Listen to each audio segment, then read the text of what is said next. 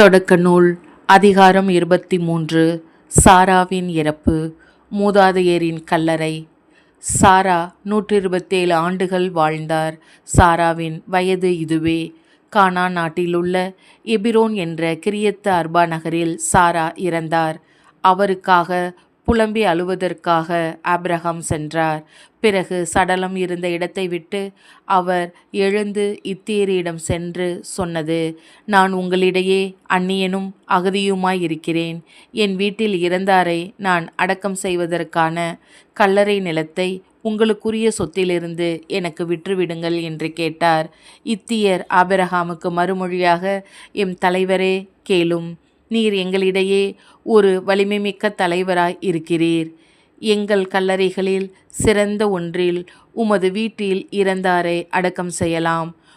வீட்டில் இறந்தாரை தன் கல்லறையில் நீர் அடக்கம் செய்ய எங்களுள் எவனும் மறுக்க மாட்டான் என்றனர். அப்போது ஆபிரகாம் எழுந்து அந்நாட்டு மக்களாகிய இத்தியர் முன் தாழ்ந்து வணங்கி அவர்களை நோக்கி, என் வீட்டில் இறந்தாரை நல்லடக்கம் செய்வதை நீங்கள் விரும்பினால் நான் சொல்வதை கேளுங்கள்.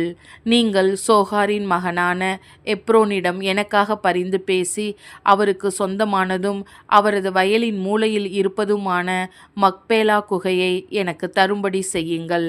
உங்களிடையே எனக்கு உடைமையான கல்லறை நிலம் இருக்குமாறு முழு விலைக்கு எனக்கு அதை விற்றுவிடும்படி கேளுங்கள் என்றார்.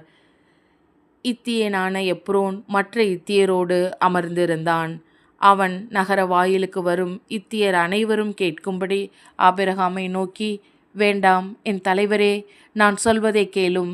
நிலத்தையும் அதிலுள்ள குகையையும் உமக்கு நான் கொடுத்து விடுகிறேன். என் இனத்தார் முன்னிலையிலேயே அதை நான் உமக்கு கொடுத்து விடுகிறேன். வீட்டில் இறந்தாரை அங்கு அடக்கம் செய்வீராக என்றான்.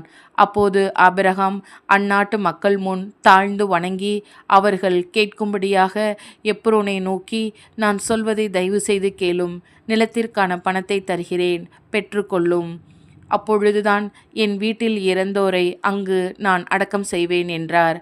அதற்கு எப்ரோன் ஆபிரகாமை நோக்கி, என் தலைவரே, என் வார்த்தையை கேளும். நீர் கேட்கிற நிலம் 400 வெள்ளிக்காசுகள் தான் பெறும். நமக்குள்ளே இது என்ன? வீட்டில் இறந்தாரை அடக்கம் செய்து கொள்ளும் என்றான். எப்ரோன் சொன்னதற்கு இசைந்த ஆபிரகாம் இத்தியர் முன்னிலையில் பேசியபடி 400 வெள்ளிக்காசுகளை அன்றைய வணிக வழக்கத்திற்கேற்ப நிறுத்து கொடுத்தார். இவ்வாறு மக்பேலாவில் மம்ரே அருகில் எப்ரோனுக்கு சொந்தமான நிலமும் அதிலிருந்த குகையும் நிலத்தில் உள்ள அதன் எல்லையை சுற்றிலும் இருந்த எல்லா மரங்களும் நகர வாயிலுக்கு வரும் அனைத்து இத்தியர் முன்னிலையிலும் ஆபிரகாமுக்கு உடைமையாயின. இவ்வாறு மம்ரே அருகில் மக்பேலா நிலத்தின் கல்லறையில் ஆபிரகாம் தம் மனைவி சாராவை அடக்கம் செய்தார். இதுவே கானான் நாட்டில் இருக்கும் எபிரோன். இவ்வாறு அந்நிலமும் அதிலிருந்த குகையும் இத்தியரிடமிருந்து ஆபிரகாமுக்கு உடைமையான கல்லறை நிலமாக உறுதி செய்யப்பட்டது. இது ஆண்டவரின் அருள்வாக்கு. இறைவா, உமக்கு நன்றி.